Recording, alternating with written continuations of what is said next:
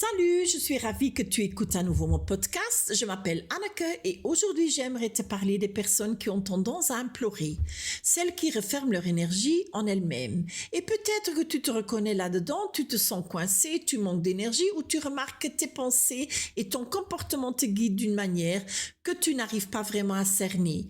Dans cet épisode, je vais m'y attarder avec toi afin que tu puisses mieux comprendre ce qui se passe en toi et ce qui te motive intérieurement. Je sais, la vie ne se déroule pas toujours comme on l'avait espéré et pourtant, c'est souvent là qu'une opportunité se présente. Imaginez un peu les poutres de soutien d'un bâtiment. On les installe lorsqu'il y a un risque d'effondrement. En réalité, c'est la même chose pour les personnes qui intériorisent leur énergie. Si vous vous retenez trop, si vous n'occupez pas assez de place ou si vous vous adaptez constamment, vous pouvez avoir l'impression de vous effondrer lentement de l'intérieur. Et en renforçant votre champ énergétique, vous vous assurez d'être moins facilement écrasé par les attentes, les opinions et les pressions extérieures. Mais cela commence par un examen de conscience honnête. Comment réagissez-vous? Comment vous comportez-vous? Et surtout, pourquoi?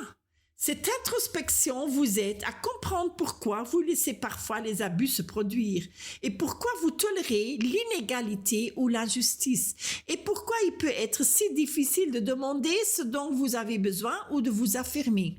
Les personnes qui ont tendance à disperser leur énergie vers l'extérieur ont souvent besoin d'apprendre à ralentir et à mieux la gérer. Mais celles qui intériorisent leur énergie ou qui s'expriment trop peu ont souvent du mal à accumuler suffisamment de vitalité.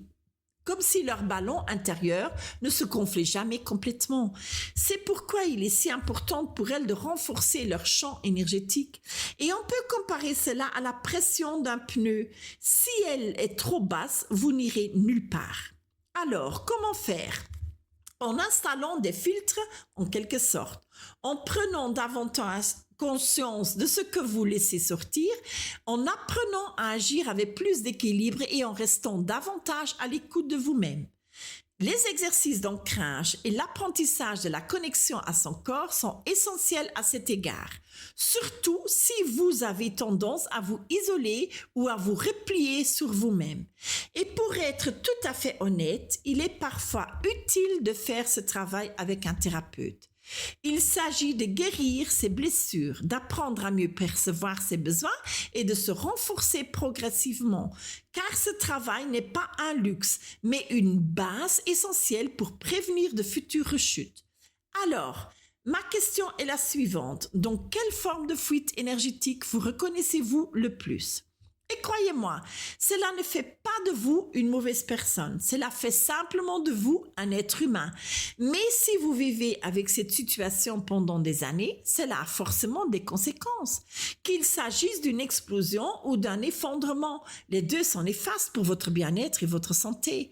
Et sans vous en rendre compte, ces réactions perpétuent des schémas de pensée et de comportement qui vous limitent.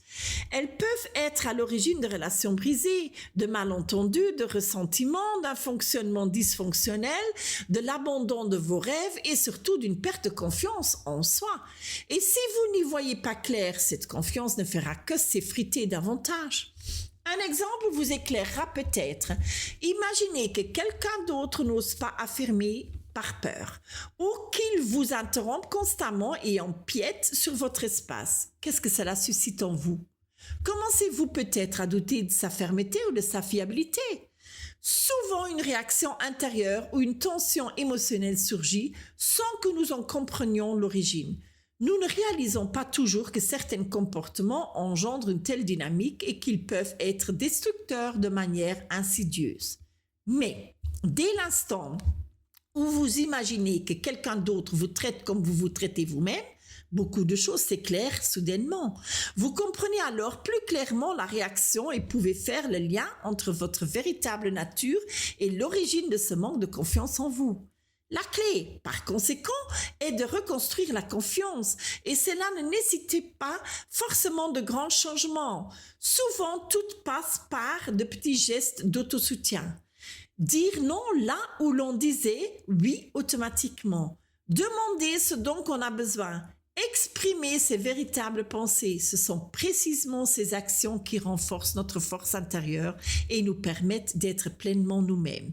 Il est également essentiel d'écouter les besoins de notre enfant intérieur, car si enfant, on a appris qu'on avait le droit d'être vu, mais pas vraiment entendu, cela a souvent laissé des traces profondes. On peut en être venu à croire que nos pensées, nos sentiments, nos désirs ou nos convictions n'ont pas vraiment d'importance, ou que ce n'est pas assez important. Et ce sont précisément ces messages qui continuent d'influencer nos comportements, souvent à notre issue, jusqu'à ce que nous prenions le temps d'y réfléchir. Car à partir de cette vieille blessure, nous faisons souvent des choix qui ne font qu'amplifier nos perte d'énergie. Et en effet, peut-être inattendu, mais très précieux, d'une confiance en soi accrue et la diminution du ressentiment. Car dès l'instant où vous osez dire non plus souvent et poser vos limites plus clairement, les tensions s'accumulent moins. Et c'est important, car le ressentiment est souvent à l'origine de la colère, de l'agacement, de la passivité et de bien d'autres comportements qui vous mettent mal à l'aise. Et ainsi, en travaillant sur votre confiance en vous, vous constaterez naturellement une différence, non seulement dans votre ressenti, mais aussi dans la manière dont vous posez et protégez vos limites. Car la confiance en soi est un fondement indispensable pour s'affirmer avec calme, clarté et conviction. C'est tout pour aujourd'hui et merci de votre écoute et à bientôt. Si ce podcast vous a touché, n'hésitez pas à le liker et à le partager car chaque choix conscient a un impact et plus nous serons nombreux à faire des choix conscients, plus nous pourrons faire la différence ensemble. Ciao, ciao!